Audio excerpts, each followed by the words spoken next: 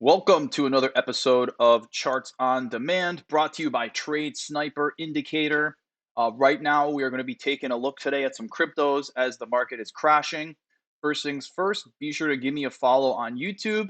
I'll post updates and charts pretty much every day or every other day, and it's the best way to get updated on what is going on in the crypto and stock market. Today's episode is going to be dedicated only to crypto because of the fact that the market's crashing and we're going to be covering it. So first things first, we're going to take a look at Bitcoin.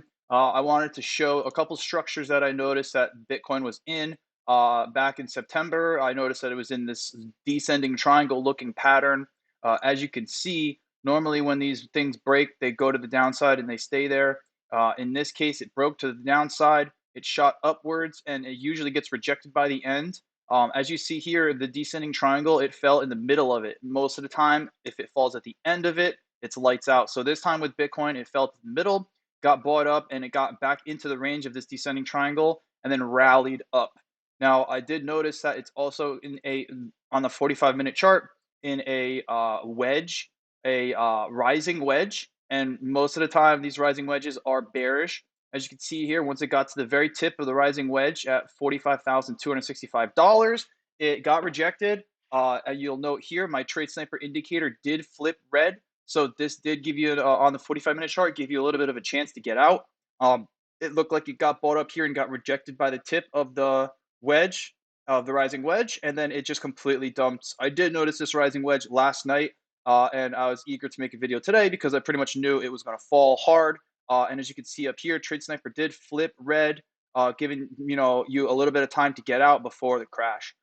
So that is a problem for Bitcoin. If we look at some of the higher time frames, if you want to see how it looks, Bitcoin has been in this descending triangle for a while now.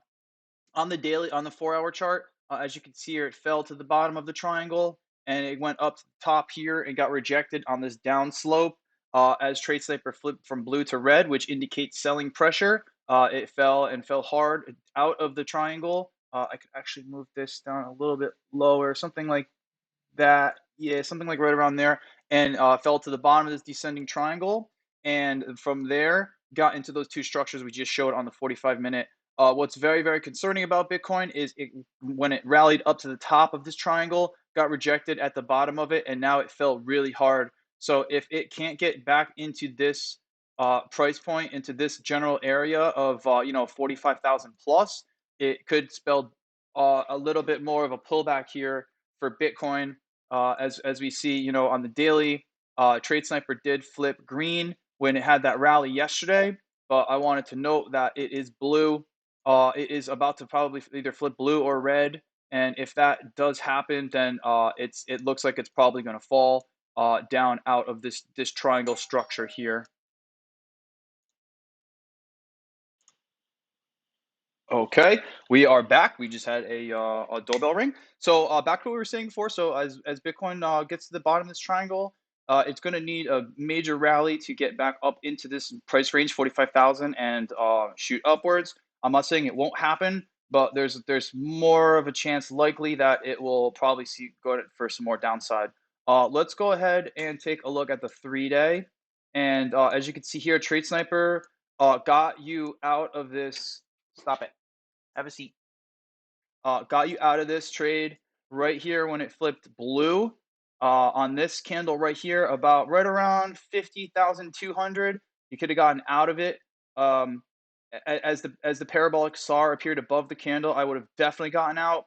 And as TradeSniper flipped from blue to red here, I would have absolutely gotten out. So there's three ways to protect yourself from losses if you did buy this rally. Obviously, if you notice how many of these green candles were in the same row on the 3-day, this is just unsustainable and unrealistic. That's why I knew that we were going to get a pullback, and this is a pretty big pullback. As you can see here, once TradeSniper flipped hyper green, this would be the best time to start accumulating this literal day right here, July 18th. As TradeSniper flipped from blue to hyper green here, would have been your best trade. You could have confirmed this with a parabolic SAR underneath the candle, and it would have given you a really nice trade. The percentage, if you played the TradeSniper, would have been about about an 80%, 78, 80% upswing. So that's a huge deal. Some people in the stock market are thrilled about 10% yearly. This could have given you an 80% trade within, from July till now if you just hodled it. But the thing is, you would have had to have gotten out, and that's the whole key. Is people will buy into Bitcoin and they'll hold it and they think they're a Bitcoin millionaire, but what they don't realize is if they don't get out of it, then it's as the sell off continues, it's unrealized gains, and you don't actually have those profits until you sell. So that's one thing I wanted to point out. As also, as you can see here, I talk a lot about descending triangles as a triangle sloping to the downside, and as the bottom of this descending triangle is breaking, this could spell some serious doom for Bitcoin. I have this pullback projection, which I'm unsure again if it's going to happen, but it would be a brilliant buying opportunity to get it around 23,000 if that does happen again. But again, we'll see with TradeSnyper being red and this trending downwards. There could be some more selling pressure in the future. So I don't want to spend the whole video on Bitcoin. We're going to take a look at XRP. Now XRP, as you can see here, very similar to Bitcoin on the daily as the descending triangle formation. This is in the same structure, but this is in the structure on a 3-day.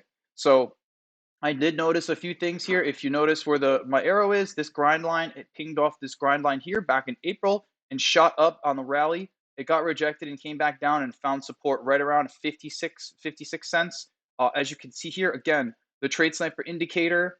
I'm going to pause real quick and talk about the TradeSnyper indicator. What you're doing is you're literally following this indicator. It's a color-coded indicator that is going to flip colors based on your actions that you need to take. So once it starts to turn green, you'll notice that as it flipped green here, the sell-off has started to stop, and once it flipped from green here to hyper green is when the rally started happening. Pretty clear. And then you'll notice here from green to blue, as in the rally is cooling off.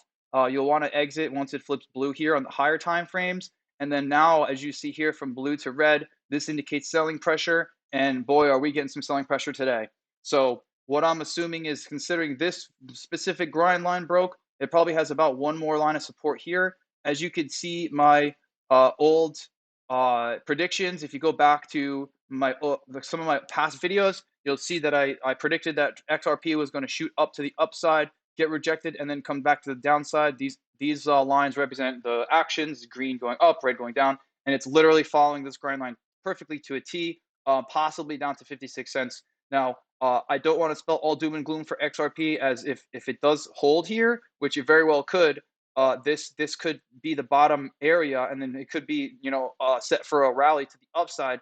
But right now, the best thing to do is either to, if you're trying to get in, is to dollar cost average, where you'll either buy here. If it falls more, you'll have more money left over in your bankroll or your portfolio, USD or fiat, to purchase more here. Now, I'm almost expecting it to go into 56 cents. So if it does, that would probably be an interesting time to take a look at it. The big problem with it is if it goes down to this bottom of this triangle and doesn't hold, it could break down to the bottom of this triangle and go test even levels as low as this. So the fact that this grind line here has stayed pretty true, except for this right here in July, where it was almost like a fake out, and now it has broke through it again. I am expecting it to go lower, and I'm expecting to see what happens at the end of this descending triangle here. A lot of people are getting involved in Shiba Inu. To me, this looks like a bull flag. It could have some bullish tendencies to it, as it's pinging to the downside, pinging to the upside, and now it's just kind of consolidating and just kind of staying in this area here. So this could as well as a bullish look for Shiba. But as you could see, if you note this sort of grind line right here, it's kind of has a problem breaking it. It couldn't break it here. It couldn't even get to it here, and then it fell. It shot back up. It got rejected here again and fell. It shot up, got rejected, and fell. So it's just kind of messy. As we look at the 4-hour chart, you'll note the color of TradeSnyper indicator is blue. We're going to backpedal to how you get TradeSnyper in about a second, because I'm sure a lot of people are eager to see how to get it, and I will tell you that in about 1 minute. You'll notice here that the last time it went from hyper green to blue, it did get a little bit of a rally. I'm almost expecting that here as well. considering it looks like it's getting a little bit of support here on Shiba Inu. So how do you get the Trade Sniper? Well, this can go on any of your charts, and it's very easy to access. Once I give you access, all you have to do is go